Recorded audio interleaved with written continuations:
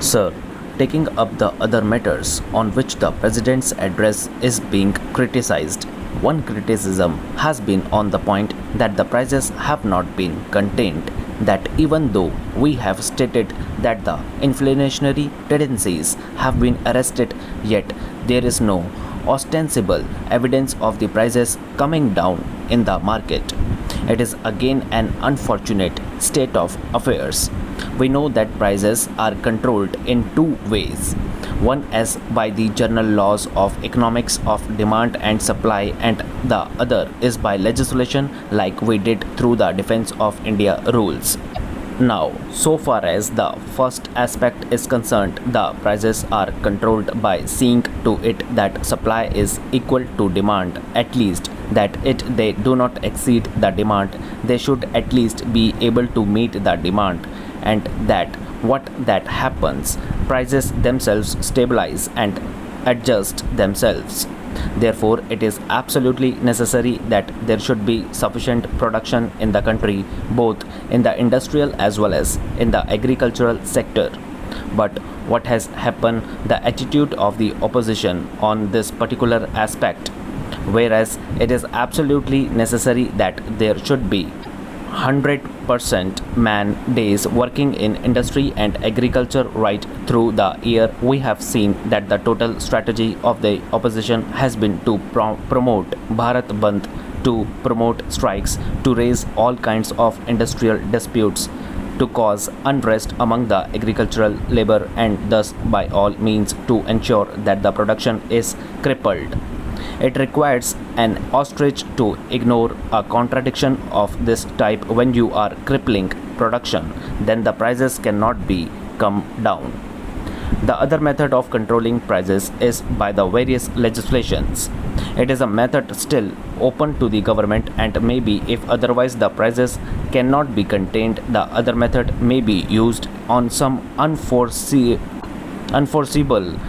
occasion. But speaking for myself, I would still be advocating and contain the prices by the normal economic laws. Socialism always means an increase in production, an increase in the wealth of the country by producing more in industry and agriculture, and it is a result of this increased production which is distributed amongst the people. That is the concept of socialism.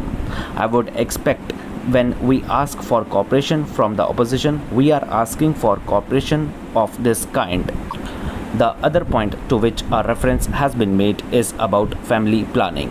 Family planning is another very vital aspect that has got to be considered by us. In the course of the last 50 years or so, our population has doubled. We very well know that we won more than 100 crore in number at the end of this century. Unless we can control population, it is not possible to raise the living standards or the per capita income of the country. We have made phenomenal gains in the course of these years, but unfortunately all those gains have been eaten away by the growing population. Accent has to be given, emphasis has to be laid on all programs that deal with family planning. Unfortunately, family planning was made such a controversial subject. So much propaganda has been conducted, so much hatred had been created against it, that it is very difficult now to deal with it in any manner except one of purely voluntary basis. We have got to educate the people. Now we are educating the people. It necessarily takes time, but sooner or later we shall have to deal with this problem on a war footing. Unless that is done, it is very difficult indeed to create an India of the dreams that we have been thinking of. Then, sir, I must answer a point that was raised by the honorable member who finished just now. He warned us that we must not leave the fate of the entire nation in the hands of one person. Sir, ours is thoroughly a democratic party.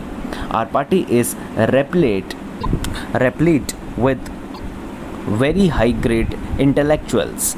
Some of the finest intellectuals of the country adorn our party. But whenever decision making is concerned, you will find always in all countries it is at the top level with one person. Please think of Britain. When Britain was in difficulties, the total decision making process had been left in the hands of Churchill. He was advised by his cabinet. He was advised by his advisors, but the decision making process was in the hands of one man only. Similarly, when France fell on evil days and it became necessary to revive the economy, it was de Gaulle who took on himself the task of revitalizing the entire economy of the country.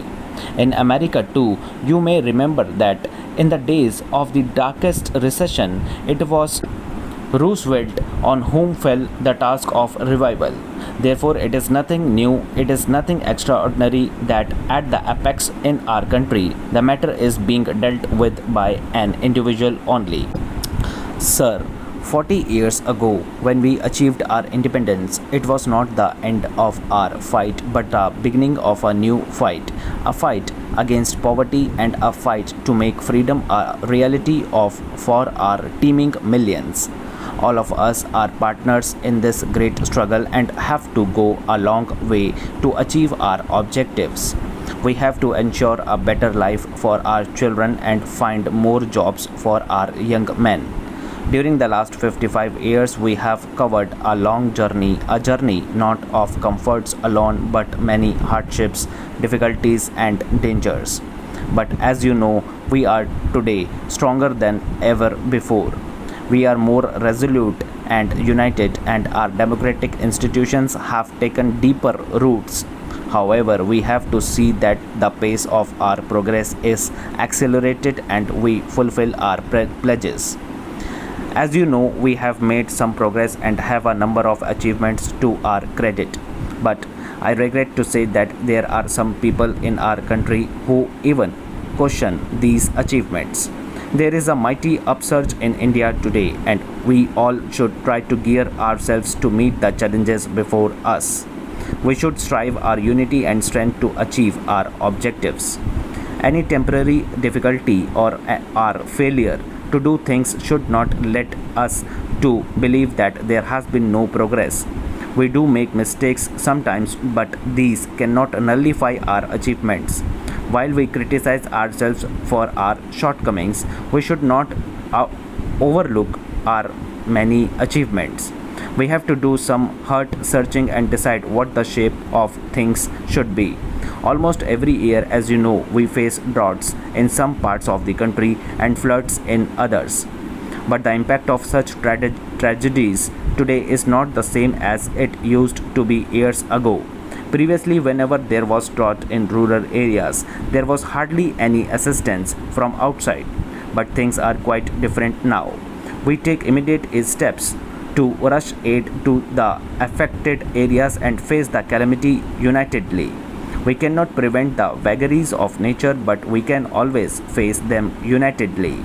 A significant development we see in the increasing self-reliance among our people and a belief that they alone are the masters of their destiny. This is our greatest asset and a source of our real strength. As you know, we have made considerable progress in the fields of agriculture and industry. 55 years ago, when we become free from condition was really bad and we were full of anxiety. We were faced with so many problems and it looked as if we would not be able to preserve our independence. But these people were proved wrong. We were successful in solving our problems by one, and during these years made significant progress in every walk of life and improved our performance in industrial and agricultural fields. Food production in the country increased, a large number of new factories have come up, and again all the critical and complex problems were solved by one. Production of steel and electricity has increased. Many heavy machines which we were formerly importing are now being manufactured in the country. The development of heavy industry has enabled us to manufacture other machines indigenously. It is true that our production is largely due to rapid increase in our population. So we are always faced with the problem of how to meet the demand, which is increasing day by day. Some people do not see things in proper perspective and try to belittle the achievement.